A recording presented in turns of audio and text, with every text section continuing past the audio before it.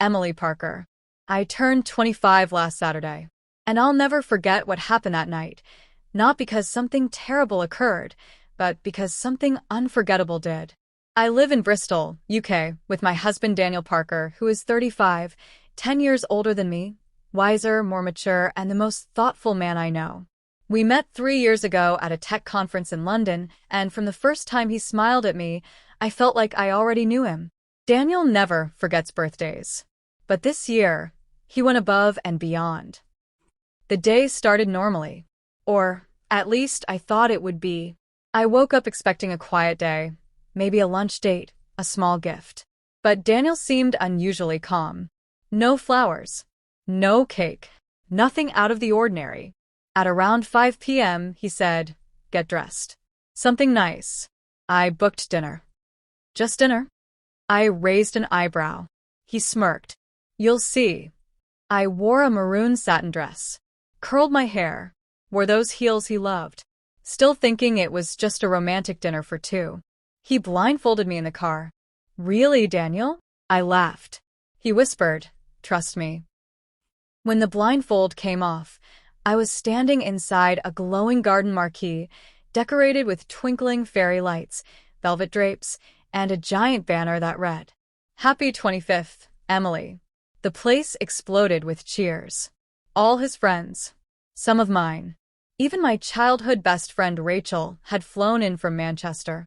There was music playing, champagne flowing, candles flickering, and a table covered with my favorite foods. I stood frozen. Daniel leaned close and whispered, "You thought I forgot, didn't you?" I looked at him, stunned. "You are insane." He grinned. "You're worth the madness." The music shifted to an upbeat pop mix.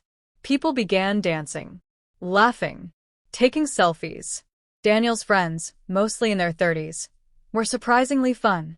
They weren't the stiff corporate types I'd imagined. One of them, Mark, had even set up a small DJ booth and was now mixing tracks while wearing novelty sunglasses. Rachel pulled me to the center of the floor. "Come on, birthday girl has to dance." And I did. We danced like we were back in college, spinning under fairy lights, hair flying, champagne in hand. At one point, Daniel joined me and twirled me around like a ballroom scene. He wasn't a good dancer, but that night, he danced like his life depended on it. Hours passed in laughter and joy. Around midnight, Daniel stood on a chair, glass raised. "Everyone," he announced, "thank you for coming tonight. But I need to say something." The crowd quieted. He turned to me. "Emily, you are the most amazing person I've ever met. You brought color to my black and white life. Every morning, I wake up lucky. Happy birthday, my love." I couldn't hold back the tears. He came down, kissed me, and whispered, "Now go blow your candles before you ruin your makeup." We cut the cake, triple chocolate truffle, and everyone cheered again. The night didn't end there.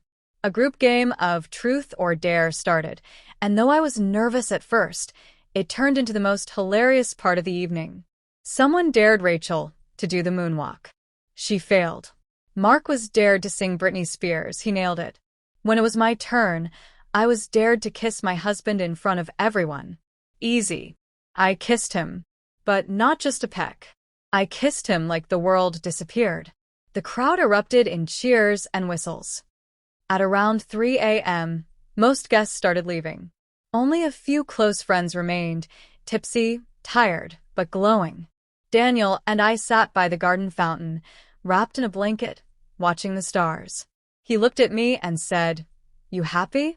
I nodded, my head resting on his shoulder. "Beyond words." "I was so scared I'd mess it up," he chuckled. "You didn't. You gave me a memory I'll never forget. We talked about our past, our dreams, the baby names we liked, the trips we wanted to take. It felt like falling in love all over again." Just before sunrise, we went inside, both exhausted. He helped me out of my heels, wiped my makeup, kissed my forehead. As I lay in bed, I whispered, "You're not just my husband, Daniel. You're my best friend." He smiled. "That's the plan, Mrs. Parker. Forever." And I fell asleep in his arms, full, warm, loved. The next morning, Sunlight streamed into the bedroom through half-closed blinds. Emily woke slowly, her body aching from all the dancing, but her heart was light. She turned to Daniel's side of the bed. Empty. She blinked, sat up. Daniel? No answer. Downstairs, soft murmurs came from the kitchen.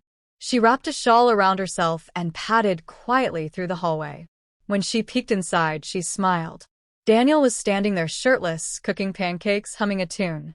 The smell of maple syrup filled the air. There were 2 mugs of steaming coffee already on the counter. She walked up from behind and hugged him. Morning, birthday queen, he whispered.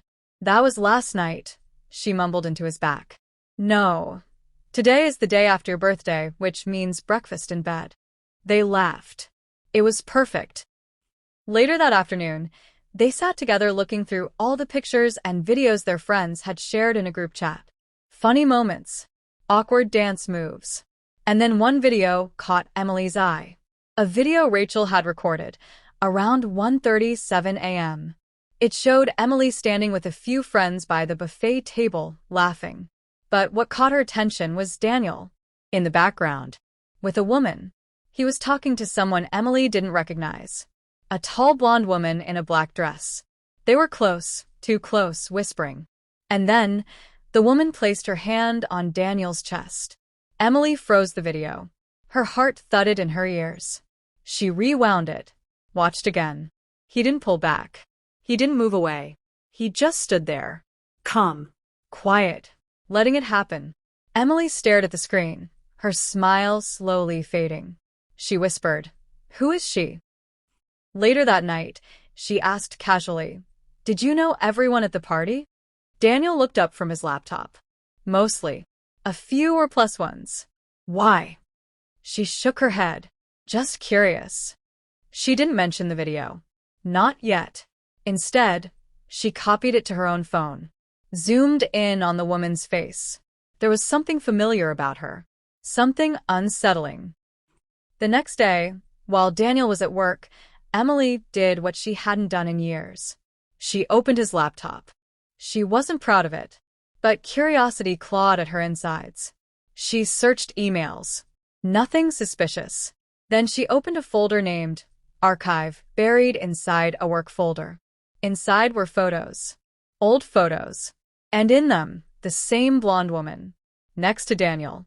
Laughing with him. Hugging him. In one picture, kissing him.